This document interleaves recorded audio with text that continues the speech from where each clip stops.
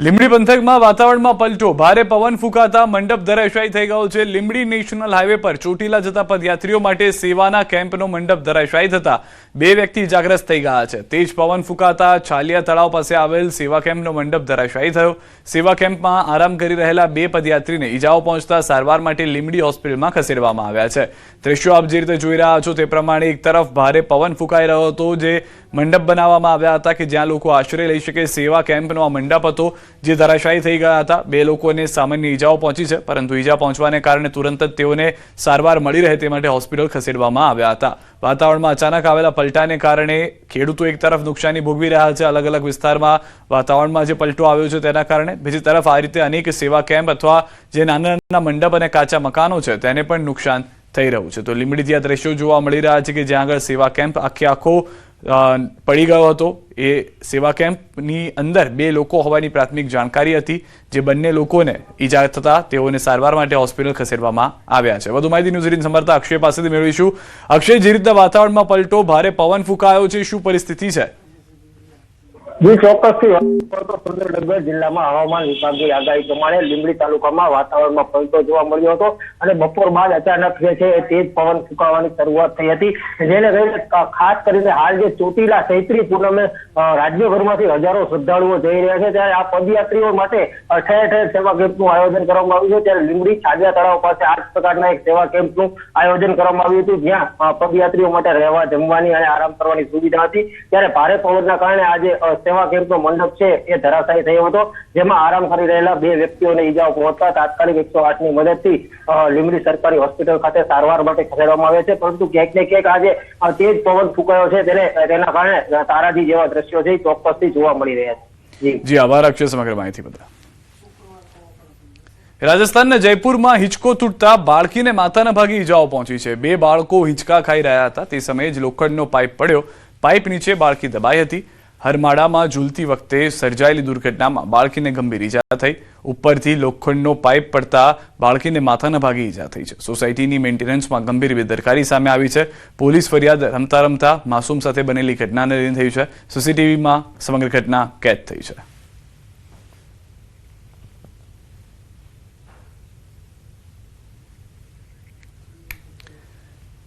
પંચમહાલના કલોલમાં BCom sem 4ના પેપરમાં છબરડો આવ્યો છે સામે। ગોવિંદ ગુરુ યુનિવર્સિટી દ્વારા MM Gandhi arts and commerce કોલેજમાં અપાયેલ પેપરમાં છબરડો સામે આવ્યો છે। સેમ 4ના બિઝનેસ મેનેજમેન્ટ વિષયના પેપરમાં સેમ 2ના પ્રશ્નો પૂછાયા હતા, ત્યારે કોલેજ દ્વારા યુનિવર્સિટીને જાણ કરતા યુનિવર્સિટીએ પેપર અટકાવવું પડ્યું હતું અને ફરીથી નવું પેપર મેલ કર્યું હતું। આ નવું પેપર લખવા માટે વિદ્યાર્થીઓને અલગથી સમય ફાળવવામાં આવ્યો છે। ના બની નથી।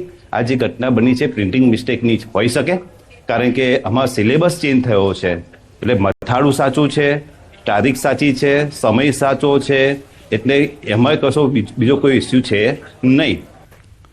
અમદાવાદની CN વિદ્યાલય સંચાલિત PTC કોલેજમાં છેડતીનો મામલો। વિદ્યાર્થીનીની છેડતી કરનાર અધ્યાપકને સસ્પેન્ડ કરાયા છે। અધ્યાપક સામે કાર્યવાહીમાં વિલંબ અંગે શાળા પાસે ખુલાસો માંગવામાં આવ્યો છે। DOE ઓફિસ પર રૂબરૂ આવી ખુલાસો કરવા આદેશ કરાયો છે।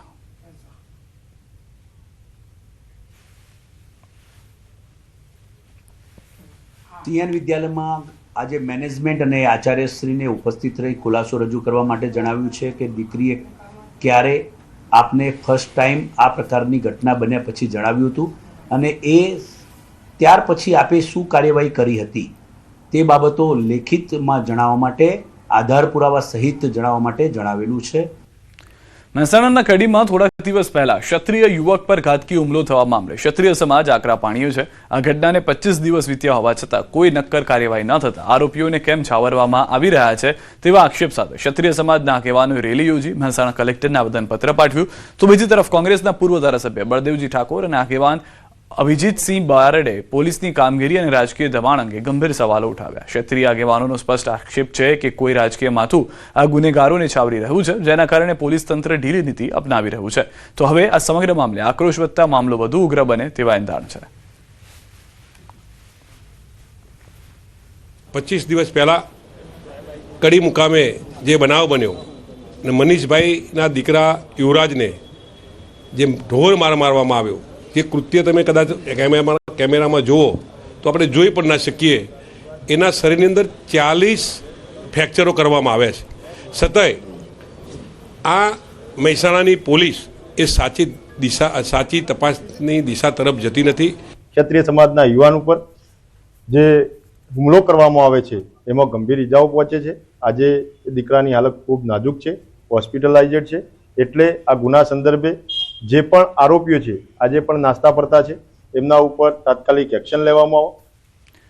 માલધારી, રબારી, ભરવાડ અને ચારણ સમાજના લોકોને અનુસૂચિત જાતિના દરજ્જામાંથી દૂર કરવાની કાર્યવાહીના સમાચાર સામે આવતા સમાજમાં સરકારના નિર્ણય સામે રોષ જોવા મળી રહ્યો છે. આ સમુદાયના અનુસૂચિત જાતિ એસટીના દરજ્જામાંથી દૂર કરવાની કાર્યવાહી શરૂ કરાઈ હોવાના સંકેતો મળતા જ લોકોમાં ચિંતા અને વિરોધના સૂર જોવા મળી રહ્યા છે. આ નિર્ણય સામે વિરોધ નોંધાવવા માલધારી, રબારી, ભરવાડ અને ચારણ સમાજના લોકો ગીરગઢડા મામલતદાર કચેરીએ એકત્ર થયા હતા અને સરકાર વિરુદ્ધ સૂત્રોચ્ચાર કરી વિરોધ દર્શાવ્યો હતો. સાથે જ સમાજના આગેવાનો અને લોકો એકત્રિત થઈ ચીમકી ઉચ્ચારી કે જો આ નિર્ણય પાછો નહીં ખેંચવામાં આવે તો આગામી સ્થાનિક સ્વરાજ્યની ચૂંટણીનો બહિષ્કાર કરવામાં આવશે.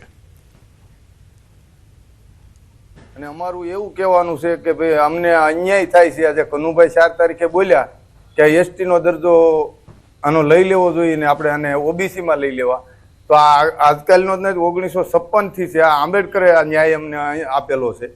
કોઈ આ નવું કારણ તે દિવસે આ સરકાર ભાજપ સરકાર હતી નહીં તે દિવસે.